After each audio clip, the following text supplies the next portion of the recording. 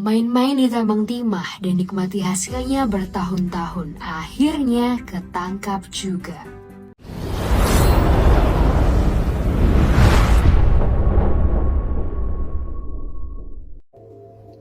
Ini adalah suami Sandra Dewi, Harvey Moise, yang terlibat kasus korupsi timah, merugikan negara senilai 271 triliun rupiah. Kok bisa sampai 271 triliun rupiah? Nah, rinciannya sebagai berikut. Kerugian ekologis 183,7 triliun, kerugian ekonomi lingkungan 74 triliun, kerugian pemulihan lingkungan 12,1 triliun. Jadi, 271 triliun itu bukan duit cash yang diambil. Contoh, kamu punya rumah ditabrak truk. Karena rumahmu hancur total kerugian senilai 1 miliar. Nah, sopir truk ini harus ganti rugi 1 miliar. Seperti kasus korupsi ini, harusnya mereka ganti rugi 271 triliun rupiah ke negara. Kira-kira, apa hukuman yang cocok untuk mereka ya? Main-main di tambang timah dan nikmati hasilnya bertahun-tahun, akhirnya ketangkap juga. Helena Lim dan Harvey Moise, mereka adalah dua dari 16 tersangka kasus tata niaga komoditas timah di wilayah IUP PT Timah.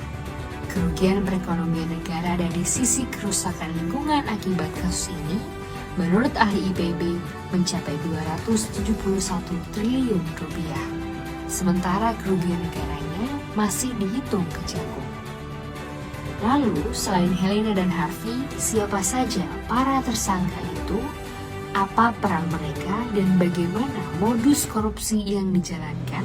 Ini korupsi 271 T, ya iyalah nikahnya di Disneyland, ya iyalah Crazy Rich Pig. Yang fakta satunya soal korupsi timah ini, mayoritas orang aja udah salah. Itu 271 T bukan berarti uang yang diterima sama Harvey, Helena, atau 16 tersangka yang lainnya. Jadi banyak yang komen, itu bayangin uang kalau dibagiin keluarga ini. Enggak gitu, Pak. Angka itu kalkulasi kerugian, kerusakan lingkungan yang dialami sama negara. Gara-gara korupsi ini kan melibatkan tambang-tambang ilegal. Dan kalau kalkulasinya benar, mereka officially jadi korupsi nomor 1 terbesar di Indonesia berdasarkan kerugian negara. Tepuk, jangan tepuk tangan. Di satu sisi, per syuting ini, kalau kalkulasi duit korupsinya, nah ini duit yang masuk ke mereka ya, itu tuh masih dihitung. Sama BPKP, so far yang udah disita, punyanya Helena Lim itu 10 miliar cash, sama 2,5 juta Singapura dolar. Jadi tutorialnya tuh gimana sih? Di cerita pendeknya tuh kayak gini ya. Padahal full disclaimer ya, gue belum tentu semuanya bener. Tapi ini semua yang gue cari dari internet, dan gue simpelin untuk kalian. Jadi mulainya gini. Pada suatu hari, Tins sebagai perusahaan timah salah satu yang terbesar di dunia sadar kok